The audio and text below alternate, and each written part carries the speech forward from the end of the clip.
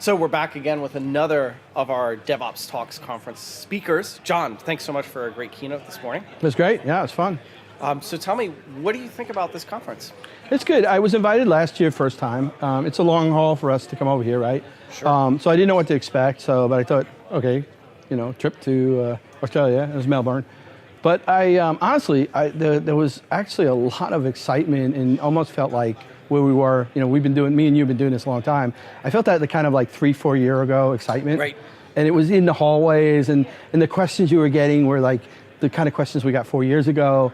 And in some of the community of people who are doing events, so it was an interesting mix. It was very much like where DevOps days was 3 or 4 years ago, right, with this like emergent excitement, as opposed to us getting jaded in a sense, right? But then there was also a fair amount of really bleeding edge technology stories. Mm-hmm. So you had this kind of constant circle of somebody who was doing something really interesting that you hadn't heard before. And the next conversation was somebody trying to get excited and wanting to understand how to tell their management how to do DevOps. So yeah. I loved it. And so when I was invited to get this year, I'm like, yeah, absolutely. And the other thing that I think is really cool so far is that we've seen a good mix of technical and cultural talks, right? Yeah.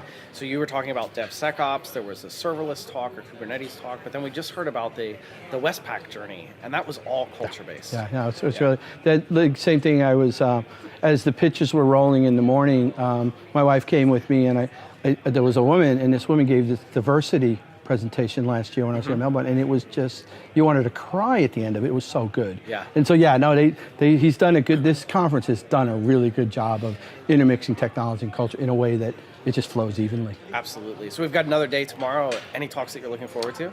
Lindsay Homewood, place in my heart. That dude, right. He's like, he's actually one of the original, like weird shout out, but like I was the only American at first DevOps Day. I went back, and me and Damon started getting everybody excited about running DevOps Days in the US. The Stephen Nelson Smith and Ari went back to London and started creating. Chris Byatt created Europe, and obviously Patrick. But Lindsay Homewood was the sole Australian. And he started the DevOps Days movement in Australia at the same time. So he's kind of legendary in that fact, but don't miss his presentations. They are rivetingly interesting. So. Absolutely. And then you got one too, actually. I do have one the tomorrow. Community stuff and why that's important in the enterprise. Yep. So I'm looking for those two. I'm going to catch. All right, good. So before I let you go, just tell everyone where are you these days? Okay, right now I'm working with a company called SJ Technologies. Really a lot of meta skills, transformation stuff. I know it sounds platitudish, but but it's like all this stuff that we've learned over the last, say, 10 years. It seems like now for me, I'm actually able to put it in a bucket that actually is working. Yeah. And I'm getting to talk to CIOs, and we're literally able to decouple where you are on kind of a meta skill level, which is incredibly important. Like the tools, we know, but like how your organization deals, like the organization culture, but your meta skills in terms of organizational learning organization, that kind of stuff. So that's been incredibly fun. So SJ Technologies, I'm always Botchkaloop on Twitter, everywhere. So easy to find. Great, thanks, John. Thanks, man. All right. So today I'd like to talk a bit about measurements and how we measure things in DevRel to improve our team's performance and drive growth, drive learnings, and make things better. And that's kind of what DevOps is all about. It's about improving things and making things better. So it's kind of a cliche statement, but I'll start with what gets measured gets done. It's all about measuring things and making sure we're measuring the right things to improve outcomes for the business and what we're trying to do in our high-performing teams. So just to introduce myself, my name is Ben. I work at Message Media, and I'm the engineering manager there, so I look after a number of development teams, and also head up our developer relations program, so making sure that developers out there understand how best to use our platform and how they can get the most out of it. If you haven't heard of Message Media, we are an API-first business messaging company, so we provide an API that allows developers to connect their applications to our platform to send and receive messages. So if you think about things like two-factor authentication messages, appointment reminders, rostering messages, sort of anything where you as a developer or owner of a system wants to communicate with your customers, you can connect to our API and send and receive messages to do that. I like my role in that I'm sort of in the middle, so I work really closely with the devs to understand what they're building and what we're offering to our customers, but also working with our external development communities to help them understand and best get what they need out of our platform. We've sort of gone on we've been enjoying a really positive and transformational DevOps journey over the last 4 or 5 years. And at the point now where we've got around 11 or 12 different sort of DevOps squads, we call them, across Australia, Sydney, and Vietnam and Auckland. And each of those squads works together on a small part of the system that overall comes together and combines to create the platform that we can offer our services to our customers. So we've learned quite along the way. We're still learning as we're going, and that's kind of what it's all about, really, learning and experimentation. But we've seen a really big transformation in how these teams and squads sort of operate and work together as independent self-managing groups. Amongst that bigger platform, we all sort of come together and build something that has and provides a lot of value to our customers. So I'm going to jump back a sec and talk about sort of DevOps principles that get me excited and sort of what I sort of drive our teams to aspire towards and use in their day-to-day jobs. And a lot of this comes from the DevOps Handbook, which is a great read, and I really highly recommend it. I think it's been mentioned a couple of times at this talk already, but it's a really good read in terms of understanding the principles and fundamentals of how to sort of drive DevOps in your organisation. And those 3 principles talk about flow, so increasing how you can move value down that stream to your customer as quickly as possible. Feedback, so shortening and amplifying the feedback loops within your processes, within your teams, within what you're doing within your organisation. And a big part of the measurement is that feedback, getting fast feedback about how things are going. And learning and experimentation. So not just within our code bases and what we're delivering, but learning and experimenting with how we deliver and how our software teams work together to deliver software down that pipeline to our customers. So the measurements that I'll talk about are sort of really inspired and driven by the feedback, so getting feedback around when we make changes to our processes, and then being comfortable and knowing that we can make changes and learn and experiment and look at those measurements and see if they had a positive impact or if they had a negative impact, how can we change them to make that better. With the measurements I'm going to talk about and the sort of the 4 listed up there that I'll go into detail on, what I like to do with that is roll all that information up and to create sort of dashboards around how we can track how the teams are going. And that's not to compare the teams. We don't want to compare one team against another and say you guys aren't performing versus the other team that is performing. It's more about to help us best direct resources and technical sort of fixes and changes to the teams that aren't doing so well in certain areas, and to take learnings from teams that are doing well in specific areas and help them apply those learnings to the way that other teams are working. So it gives us a nice overview, it gives us a really good way and a powerful way to talk to management and executive teams and say, we need to spend a little bit of time, or maybe a lot of time, focusing on this area of that team because they're really struggling with what they're doing and it's really holding up them trying to deliver value to the business. So with all of those metrics, or the metrics that I'm going to talk about and the measurements, we like to create these dashboards and then share them at sort of monthly meetings with the execs and say, here's how the teams are going, here's what we're doing to improve the red areas, here's why certain areas are yellow, and some of the things that we've done in the past have gotten those teams to the point where they've got sort of green dots on their dashboard. So, and some of these were covered off quite well in Nathan's talk this morning at a higher level. I'm going to dig down another level and talk about some of the specifics of how we measure them and why we measure them in the ways that we do. So the 4 things I'll talk about today are measuring deployments and how we're actually shipping code out to customers. Measuring the change lead time, so how long does it take again from that first commit of code through to that running in production. Measuring the health of our code bases. So I see that the health of code bases as sometimes being an impediment to actually delivering that change lead time and reducing that and also getting more deployments out the door. And also service health, so taking that Codebase Health up one level to sort of a service type measurement and measuring the health of our services.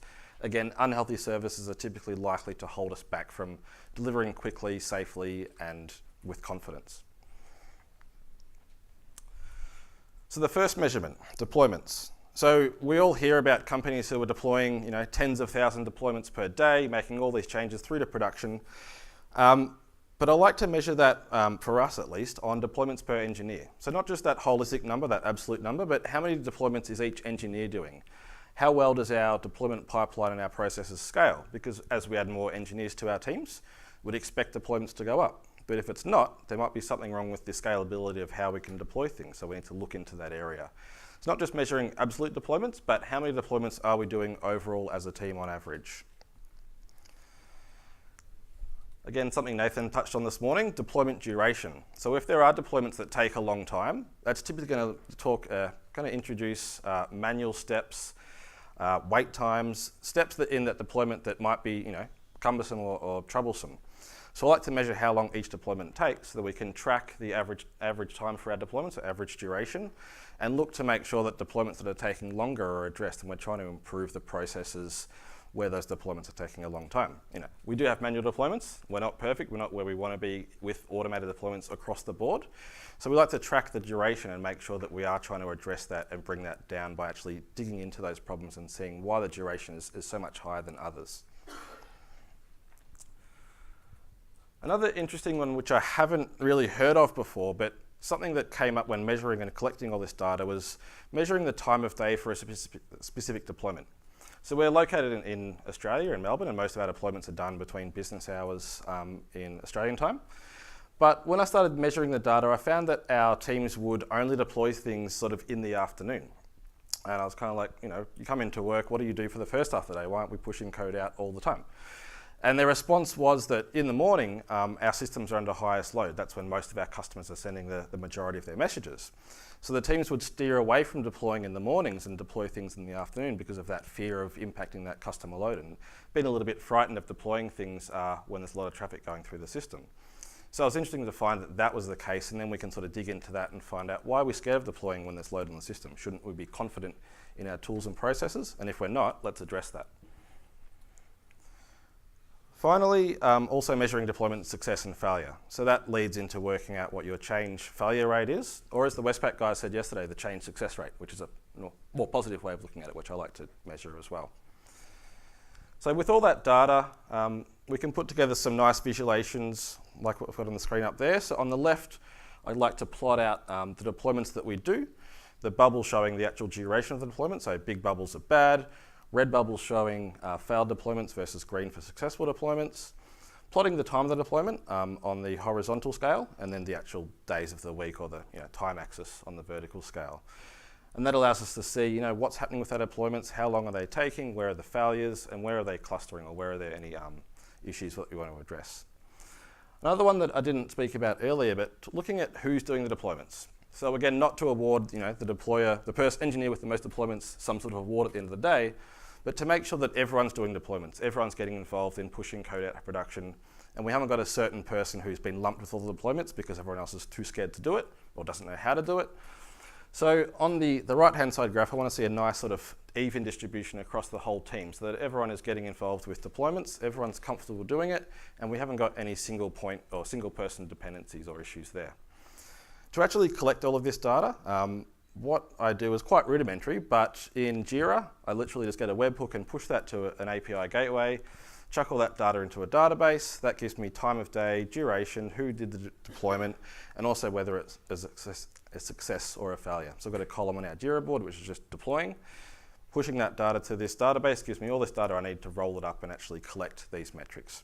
It's not perfect, but there's some automation there which takes the hassle out of collecting this data every day or every week for these reports.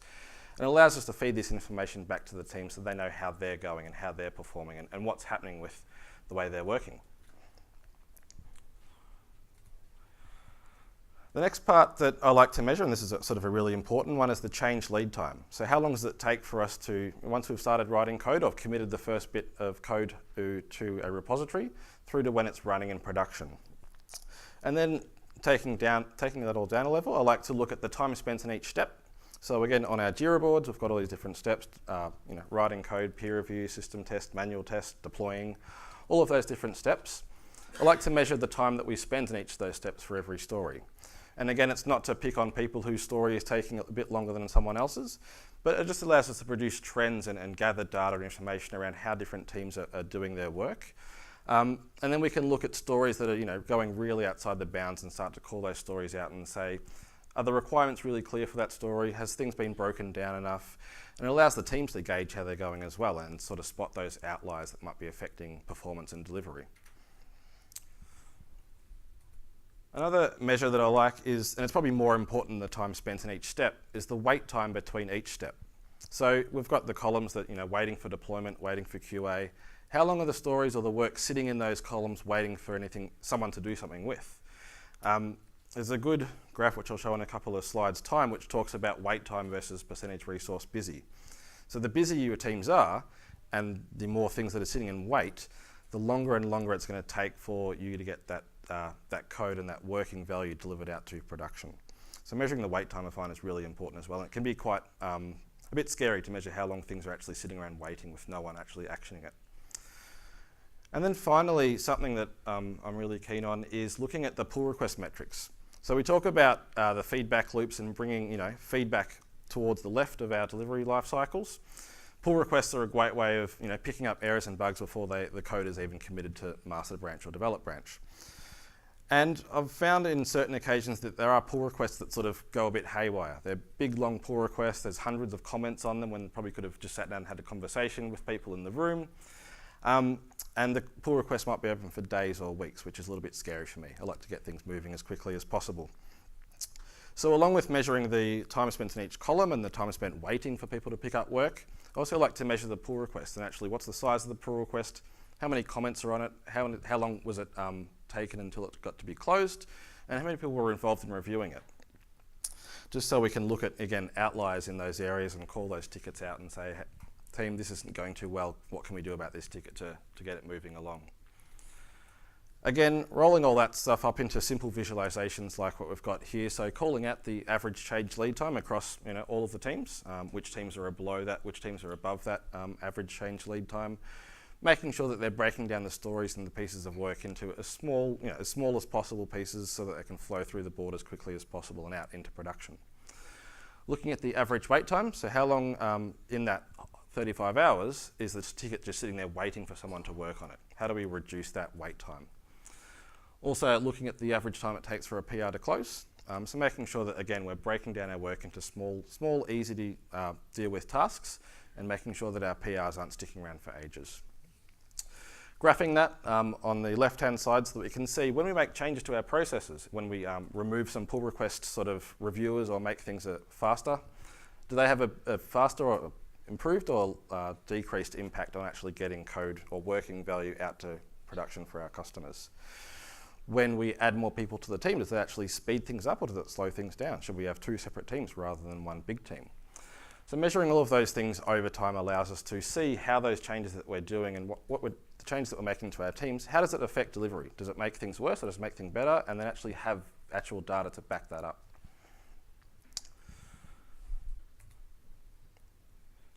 Cool. So touching on that wait time versus resource busy, another book plug. There seems to be a few at this conference over the last couple of days, but the Phoenix project, which the Westpac guys talked about yesterday as well, talks about wait time versus percentage resource busy.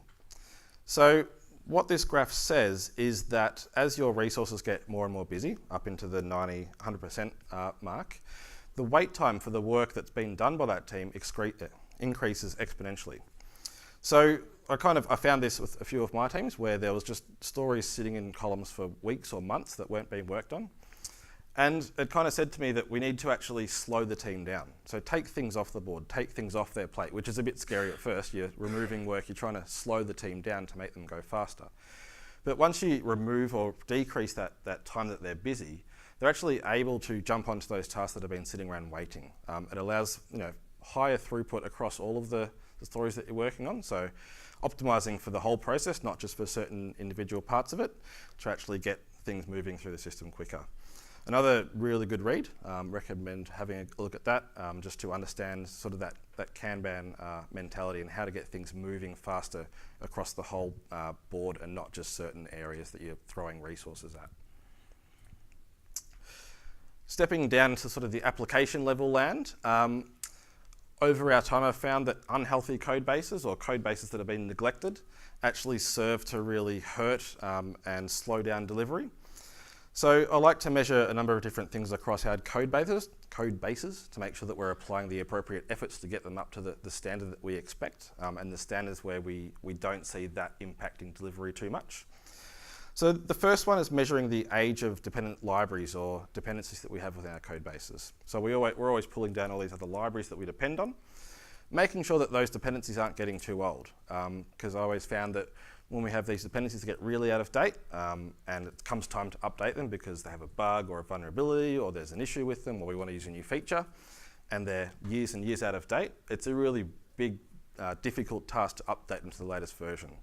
So making sure that we're continuously updating our libraries and dependencies with those small incremental increases, which are nice and easy, as opposed to one big upgrade every 2 years or so. Similarly, looking at the age of vulnerabilities in those libraries as well. So let's say if we put a 6-month threshold on that first metric that we want to measure, libraries with vulnerabilities in them, we might bring that metric into 1 month and say that we're not going to accept anything with a vulnerability in it for 1 month. Really up to you in terms of what you choose for that, but just making sure that you're measuring that and tracking those numbers and calling it out and saying we need to spend time upgrading this library that we're using because there's something wrong with it and it's going to cause an issue for us. Thirdly, in terms of the code base area, measuring complexity, duplication, test coverage, etc., etc. So using tools like SonarQube to sort of analyze and continuously inspect the Codebase Health, which those types of tools give you nice, really good coverage of how things are looking across the whole code base. And then that sort of gets rolled up into a rating, say an A to an F or an A to a D rating, which you can then use to assess the code bases that you have running in your system and make sure that you're applying the appropriate time and effort to getting those up to the right level to ensure that those code bases don't rot, they don't fall into disrepair and cause issues when you actually go to make changes to it and deploy it through to production.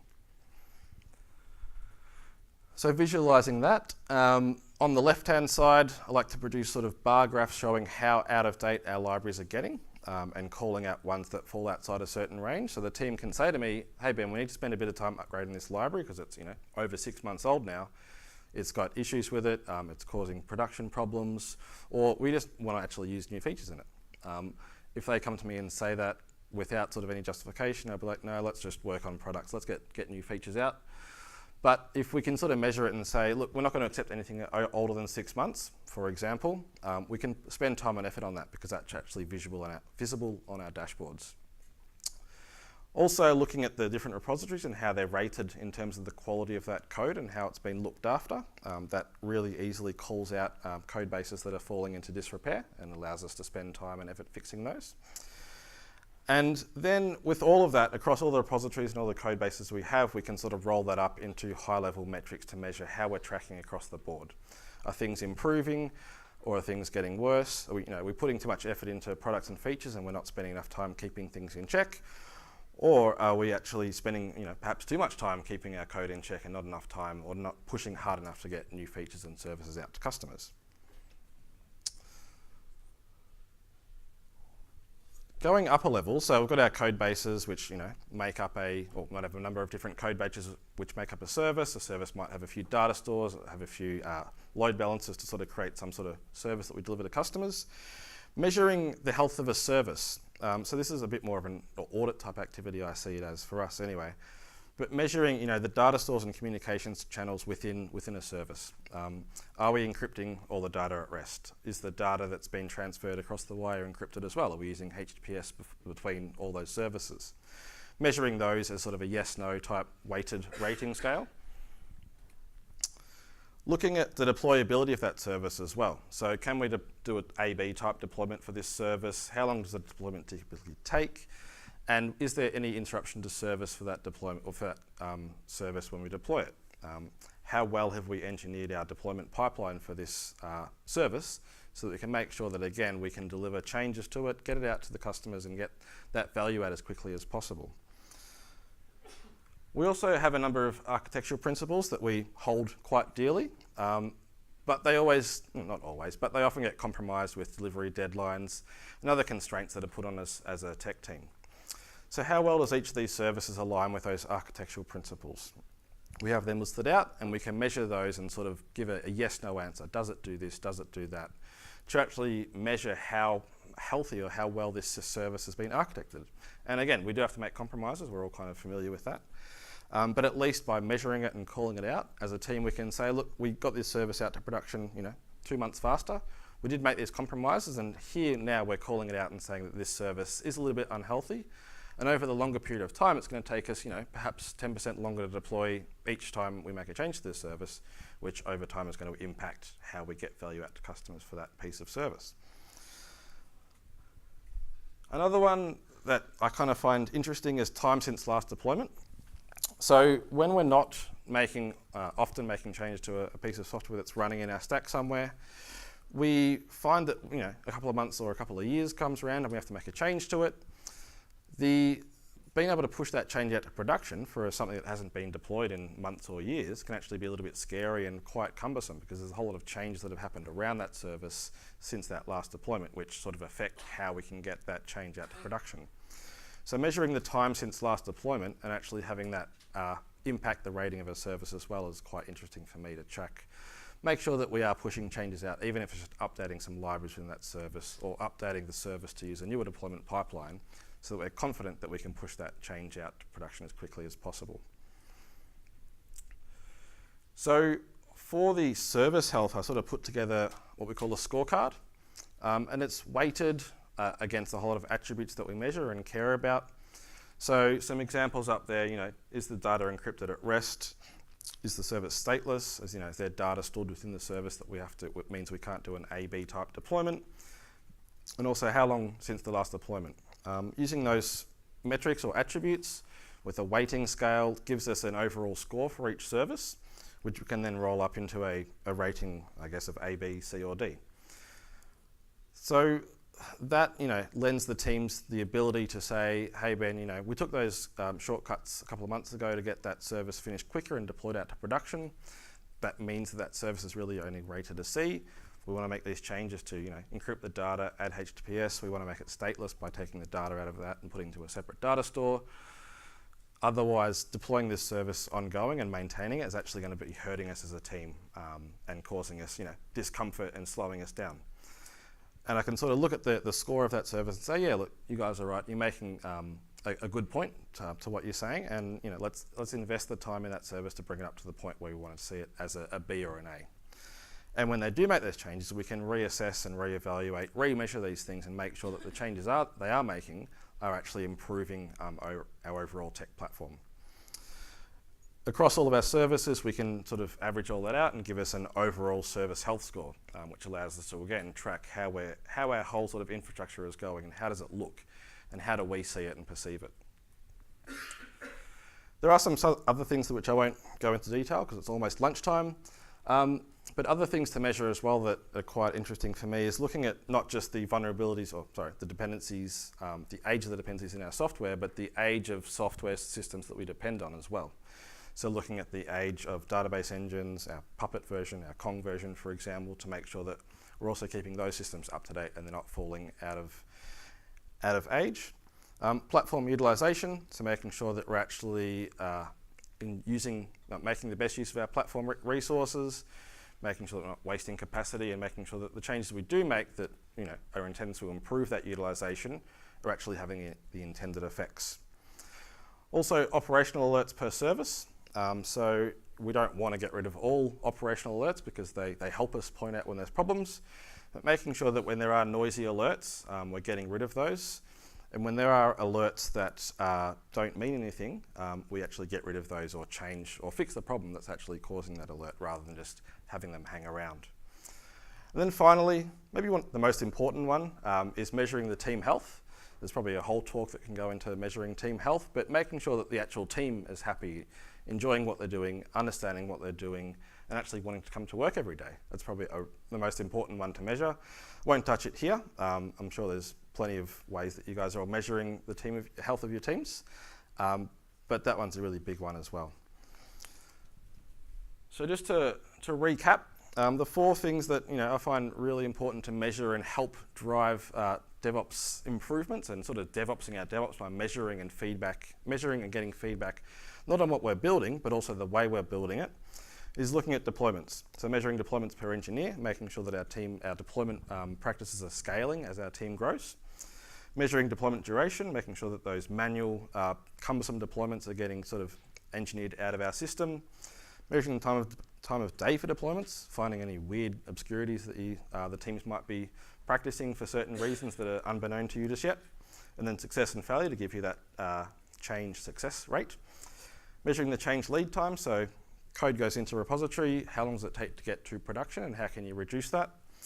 Wait time, so making sure that your resources aren't overworked and they're actually getting through the work in a nice, consistent, efficient fashion. And then looking at the pull requests as well. So what information can you pull out of all that data that's sitting in not the code, but in the pull requests around the code. Measuring the Codebase health. So how healthy are your code bases? Unhealthy code bases are typically going to have a negative impact on the first two metrics that you're measuring there. And similarly, how healthy are the services that you're operating within your platform or infrastructure as well? Again, unhealthy services are probably going to negatively impact the first two measurements that we've got up on screen. I'm going to let you all get out to lunch now. If anyone wants to continue the conversation or has any metrics that they're really excited about or they want to share, please get in touch or come have a chat outside. And thank you all for your time this afternoon.